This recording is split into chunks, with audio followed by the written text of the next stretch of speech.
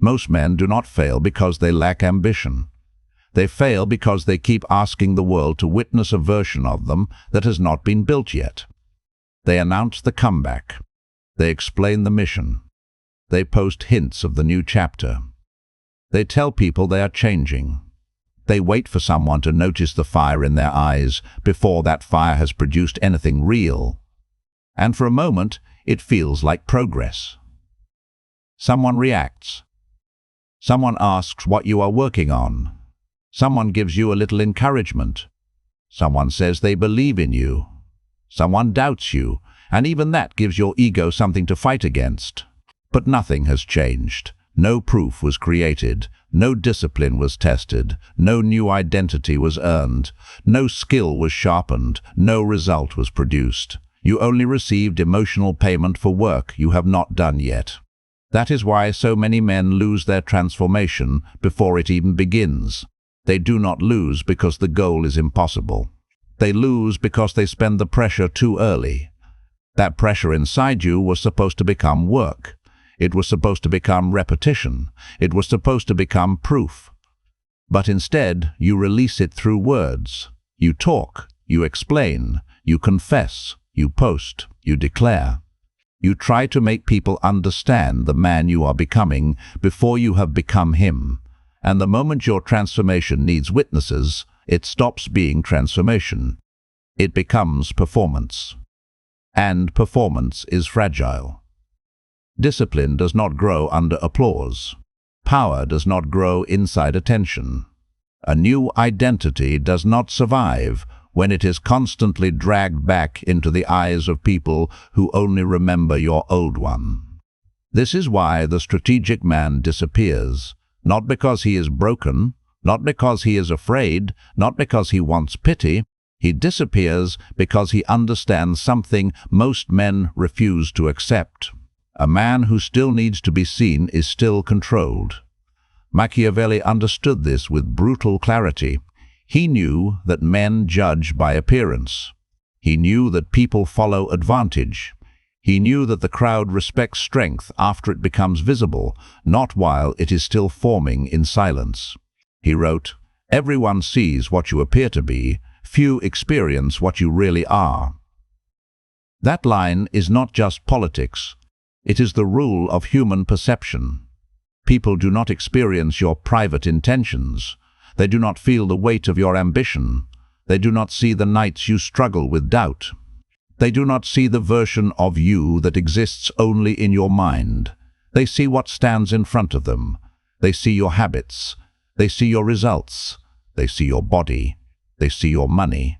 They see your emotional control. They see your reputation.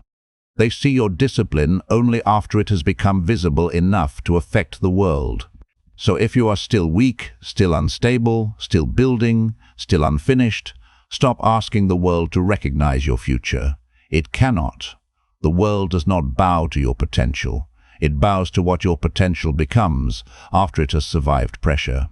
And if what stands in front of the world is a man explaining, begging, posting, defending, and seeking approval, then the world does not see a dangerous man. It sees a man who still needs permission. The first step in disappearing is not deleting social media. It is not changing your profile picture. It is not announcing that you are entering monk mode. It is not telling everyone that you are about to become unrecognizable. The first step is killing the need for witnesses. Because the moment you stop needing witnesses, you become dangerous. Validation is one of the most seductive poisons in a man's life because it feels productive. You say, "I am going to change my life." You say, "This year will be different." You say, "I am working on something big." You say, "I am about to disappear and transform myself." And people react. Some encourage you, some doubt you, some laugh quietly, some pretend to support you, some ask questions just to measure how serious you are. Either way, your ego gets fed. For a moment, you feel seen. For a moment, your ambition feels real. For a moment, it feels like someone has witnessed the birth of your future. But nothing has been built. You did not become more disciplined. You did not become more capable.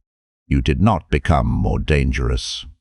You simply borrowed the feeling of progress without paying the cost of progress. That is the trap. Validation gives you the sensation of movement while keeping you in the same place. The weak man uses attention to escape pressure. The disciplined man uses pressure to create evidence. Most men do not understand the value of pressure. They feel the heat of ambition and immediately look for relief. They want to tell someone. They want to be understood. They want reassurance. They want someone to say, "I see you." But that pressure is not your enemy. That pressure is raw material. It is the fuel that must be converted into action. When you release it through words, the fire drops. The urgency disappears. The work becomes less necessary because the ego has already been rewarded.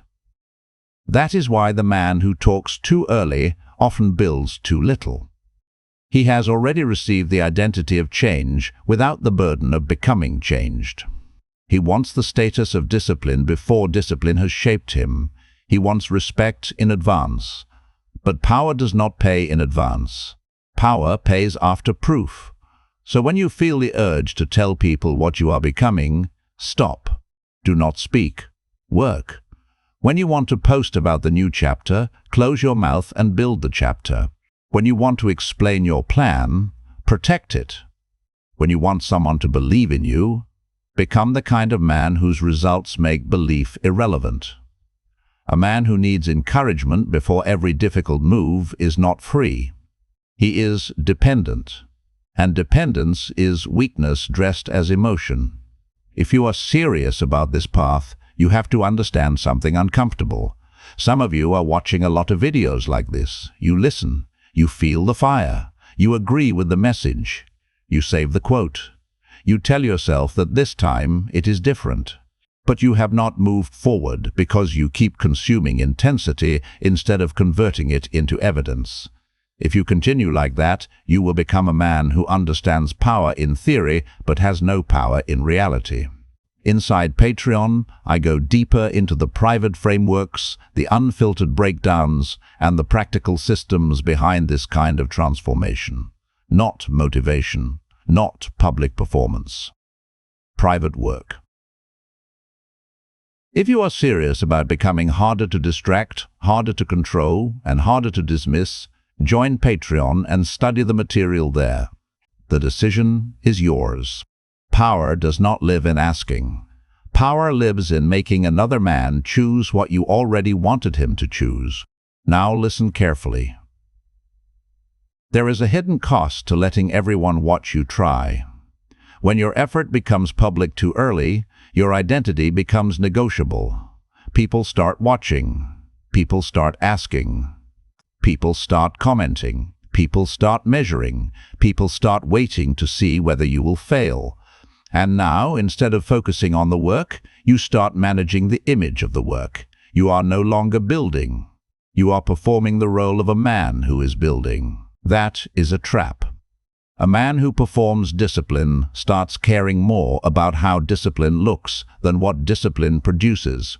He wants the aesthetic of solitude, the aesthetic of ambition, the aesthetic of monk mode, the aesthetic of becoming dangerous. But aesthetics are not power. A quote on your story is not discipline. A gym selfie is not discipline. A dramatic identity shift in your bio is not discipline. Those are costumes. Discipline is what remains when the costume comes off and nobody is watching.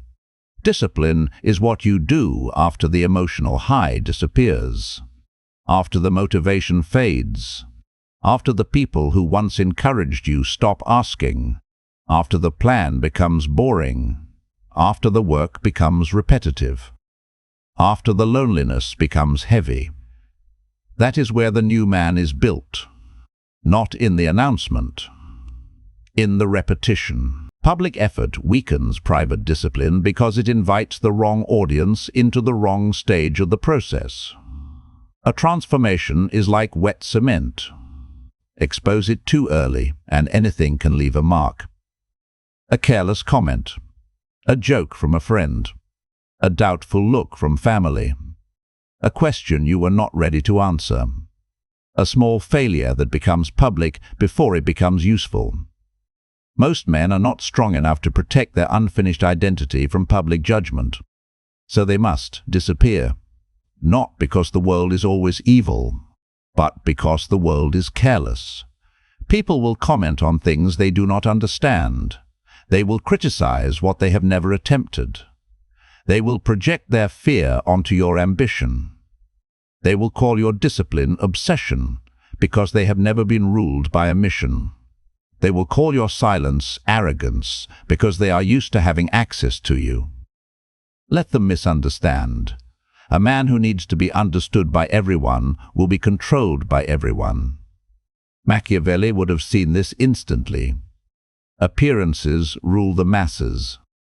So do not reveal the construction site, reveal the fortress. Until the structure can stand, do not invite spectators.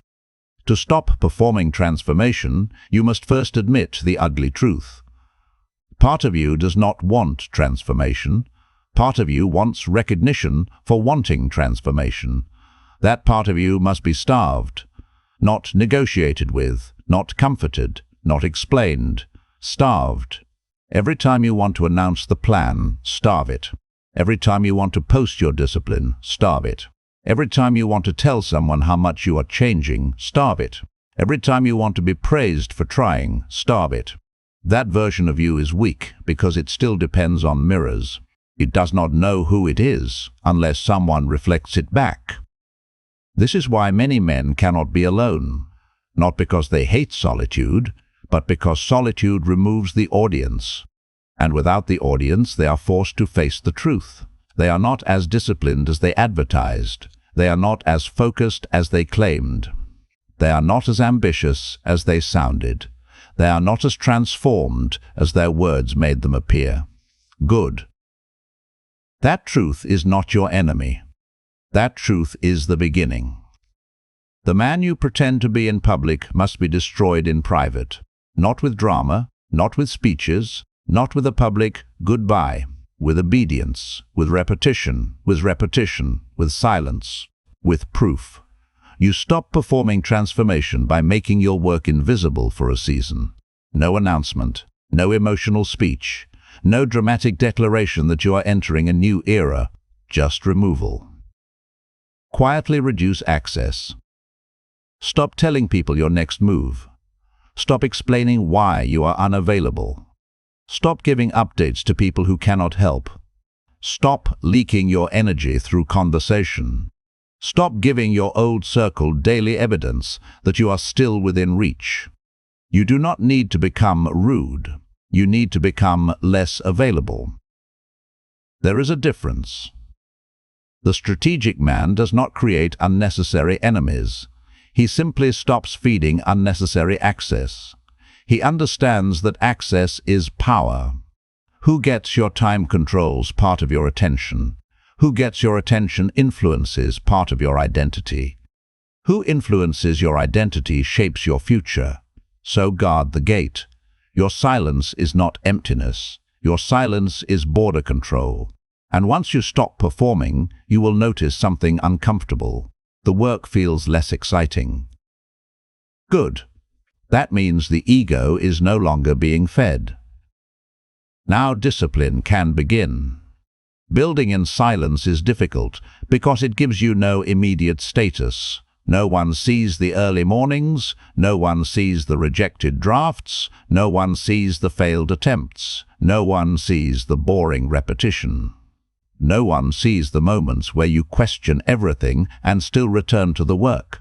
But this is exactly why silence is powerful. It separates men who wanted attention from men who wanted power. If you can only work when people know you are working, you are not disciplined. You are dependent on applause. And a man dependent on applause cannot be trusted with his own future. A real transformation must survive emotional starvation. You must become capable of doing the work without being seen. You must become capable of keeping the promise when there is no reward, no reaction, no encouragement, and no one checking whether you did it. This is where the unsupported man has an advantage. If he stops complaining, no one is coming. Good. Then no one can distract you with false comfort. No one believes in you. Good. Then you can stop performing for belief. No one is opening doors. Good. Then build the kind of proof that makes doors less necessary. The world gave you silence. Use it. Most men waste isolation by turning it into resentment. They sit alone and replay every insult. They think about the people who doubted them. They imagine the day they will finally prove everyone wrong. They feed themselves with revenge fantasies, but they do not build the evidence that would make revenge unnecessary. That is weakness wearing the mask of ambition. The strategic man does something colder. He turns isolation into a workshop. He does not ask, "Why does no one support me?" He asks, "What can I build while no one is watching?" That question changes everything. Because the moment you stop treating loneliness as punishment, you can start using it as protection. Silence protects your focus. Silence protects your standards. Silence protects the fragile early stage of your new identity. Silence protects the man you are becoming from the opinions of people who only know the man you used to be. But silence alone is not enough. A man can disappear and still waste his life. A man can be private and still be lazy. A man can stop posting and still create nothing. So do not confuse disappearance with transformation. Disappearing is only useful if something is being built in the dark. That is where the scoreboard begins. For the next season of your life, choose one weapon, not 10, not 5, one skill, one mission, one body of work, one measurable outcome, one proof you can build every day. Writing, sales, content, business, coding, editing, speaking, fitness, negotiation, money, leadership. Choose the weapon that gives you leverage. Then disappear into repetition. Every day, create proof, not thoughts. Proof. A page written, a video edited, a pitch sent, a skill practiced, a workout completed, a client contacted, a product improved, a weakness corrected, a standard obeyed. At the end of every day, ask only this: what evidence did I create today? Not how did I feel? Not who noticed? Not who encouraged me? Not whether I was motivated. Evidence. If it cannot be counted, your ego will corrupt it. Your ego loves vague transformation. It loves saying, "I am working on myself." It loves saying, "I am becoming better." It loves saying, "I am in my new era." But vague transformation gives you too much room to lie. Evidence removes the lie. Either you wrote the page or you did not. Either you sent the offer or you did not. Either you trained or you did not. Either you practiced the skill or you did not. Either you kept the standard or you did not. This is how discipline becomes identity. You do not think your way into becoming a new man. You obey your way into becoming one. Repeated action changes self-perception. Self-perception changes behavior. Behavior changes results. Results change how the world responds to you. And when the world responds differently, you finally understand the truth. You were never waiting for confidence. You were waiting for proof. A man with proof moves differently. He does not need to convince himself every morning. He has evidence. He does not need to beg people to believe in him. He has evidence. He does not need to announce that he is changing. He has evidence, and evidence is quieter than words, but far more violent to the old identity. Because proof destroys the fantasy version of you and replaces it with something real. This is where many men break. They say they want transformation, but they hate the boredom of the process. They want the dramatic return. They want the cinematic comeback. They want the moment where everyone sees them and regrets doubting them. But the actual process is not cinematic. It is repetitive. It is quiet. It is often boring. It is choosing the same standard again after the emotion is gone. It is doing the work when your mind tries to bargain. It is keeping the promise when nobody would know if you broke it. That is where internal authority is built. Internal authority is the ability to command yourself without needing the world to agree. It says, I do not need you to see it yet. I do not need you to understand it yet. I do not need you to clap for it yet. I do not need you to believe in it yet. I will build until your belief becomes irrelevant. This is not arrogance. Arrogance is loud because it is insecure. Power is quiet because it is occupied. The man who is truly building does not have time to convince everyone he is building. He is too busy producing. And eventually, something changes. You stop craving the announcement. You stop imagining the comeback speech. You stop fantasizing about proving people wrong. You stop needing the dramatic return. Because during the process, you discover something colder and more valuable. The transformation was never about them. It was about becoming a man who could trust himself. That is the real reward, not applause. Self-trust. A man who keeps promises to himself becomes difficult to manipulate because he no longer has to outsource his identity. He knows what he did in the dark. He knows what he endured without witnesses. He knows what he built without applause. He knows the old version faded quietly, without a funeral, without a crowd, without a speech. And now, when he walks back into the world, he does not need to announce anything. People feel the difference. Not because he explains it, because he carries it. His eyes are different. His standards are different. His patience is different. His availability is different. His tolerance for weakness is different. His relationship with attention is different. He is no longer begging the room to see him. He is measuring whether the room deserves access. That is transformation. Not becoming louder, becoming less available to what weakens you. Not becoming desperate for respect. Becoming difficult to dismiss. Not needing witnesses. Becoming the evidence. And this is where Machiavelli's realism becomes useful again.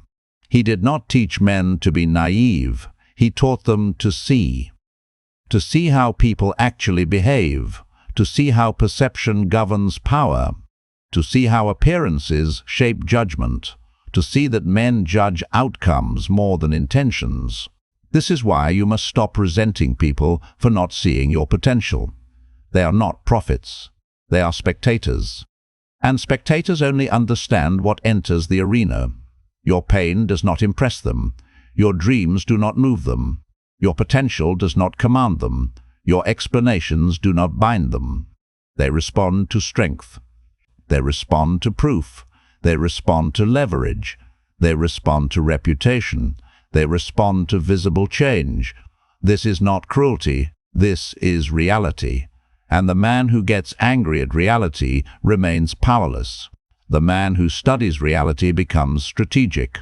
So stop saying, they should have supported me. Stop saying, they should have believed in me. Stop saying, they should have understood what I was trying to become. Maybe they should have. Maybe they should not have. It does not matter. Power does not grow from what people should have done. Power grows from what you do once you understand they will not do it. That is the difference between the emotional man and the strategic man. The emotional man keeps arguing with reality. The strategic man uses reality. He sees that people respect proof, so he builds proof. He sees that people judge appearances, so he controls what he reveals. He sees that access creates influence, so he limits access.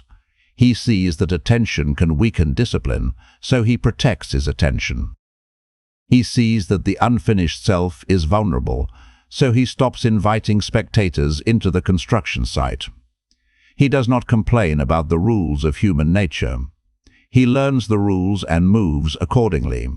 If you want real transformation, disappear from the need to be encouraged. Disappear from the addiction to being understood. Disappear from weak conversations. Disappear from people who treat access to you as a right.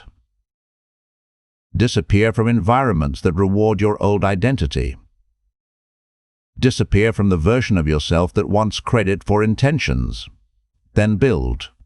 Build quietly. Build when it is boring. Build when no one asks. Build when no one claps. Build when your family doubts you. Build when your friends move on. Build when your old life calls you back. Build when the ego screams for attention. And when the urge to announce rises, remember this: the need to be seen is the chain. Discipline is the blade. Cut it. There will come a moment when you want to tell them. You will want to tell them you are different now. You will want to show them the new routine, the new plan, the new ambition, the new version, the new chapter. Do not. Let the work mature. Let the skill sharpen. Let the proof accumulate. Let the weak version starve. Let the old identity lose access to you. Because the most powerful transformation is not the one people watch. It is the one they notice too late. By the time they see it, they should not be watching a man trying to change. They should be facing a man who already has. And here is the final test. Can you continue without applause? Can you build without witnesses? Can you keep a promise that nobody knows you made? Can you become disciplined without needing to be called disciplined?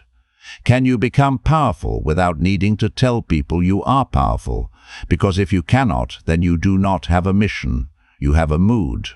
A compliment lifts you. A criticism breaks you. A doubtful look slows you. A lack of support weakens you. A friend's opinion redirects you.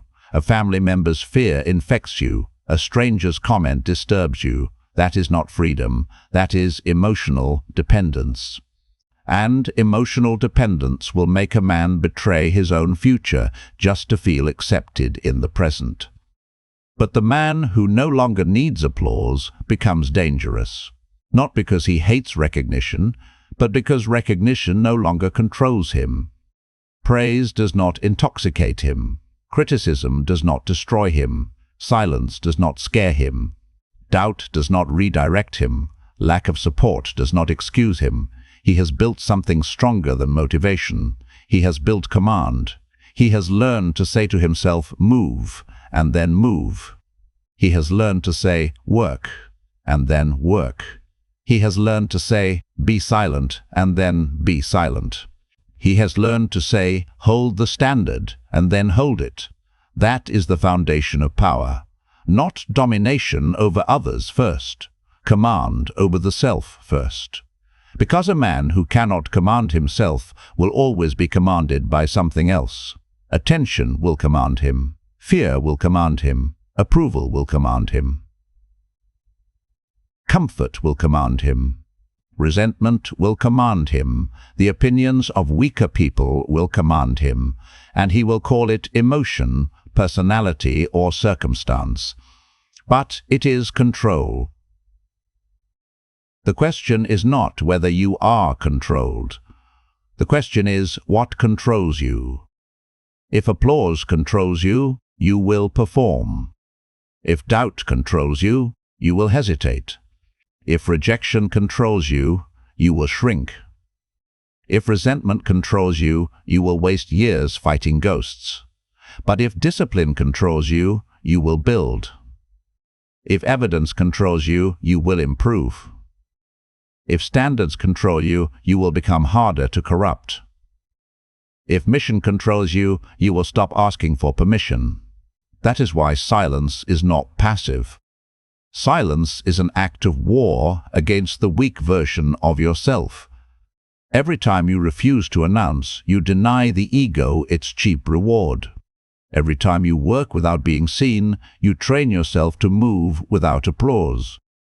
Every time you create evidence in private, you become less dependent on public validation. Every time you protect your attention, you protect your future. This is the transformation most men avoid because it offers no immediate status. No one congratulates you for not posting. No one applauds you for not explaining. No one celebrates the private promise you kept. But that is why it works. It builds a man who does not need the room. And once a man no longer needs the room begins to feel it. He becomes harder to read, harder to influence, harder to distract, harder to negotiate down, harder to shame back into his old identity. He no longer enters spaces looking for approval. He enters with standards. He no longer explains his direction to people with no authority over his future. He moves. He no longer turns every wound into a speech. He turns pressure into proof. If you want to truly change, stop trying to be witnessed. Create a private scoreboard and obey it. One weapon, one standard, one measurable proof every day. Do it long enough for your self-image to lose the argument. Do it long enough for the old version of you to stop recognizing the new one. Do it long enough for doubt to become irrelevant because evidence has become undeniable. If you are serious, and I mean serious, stop treating this channel like another place to feel intense for a few minutes. You are watching these truths because some part of you knows your current life is too small for the man you could become. But if you keep watching without applying, you will become addicted to insight and still remain unchanged. That is a dangerous kind of weakness because it feels intelligent. Inside Patreon, I share the deeper, unfiltered material for men who are not here to be entertained. Private breakdowns, longer lessons, strategic frameworks. The kind of content built for men who want to study power, discipline, human nature, and transformation without the filter of public comfort. If you want real change, you need more than inspiration. You need a private system that forces you to look at yourself without excuses. Join Patreon if you are ready for that level of work. If not, stay where you are and keep calling potential a plan. The decision is yours, and that decision will reveal more about you than your words ever could. The world does not need to watch you change. It only needs to meet the version of you that already has. So stop announcing, stop explaining, stop asking for belief from people who only respect evidence. Build until your proof speaks louder than your promise. Build until your silence becomes heavier than your words. Build until the old version of you no longer has access to your habits, your attention, your standards, or your future. No support, no network, no applause. Build anyway. Because the man who needs witnesses will always be controlled by the crowd. But the man who becomes the evidence does not need to be believed. He only needs to arrive.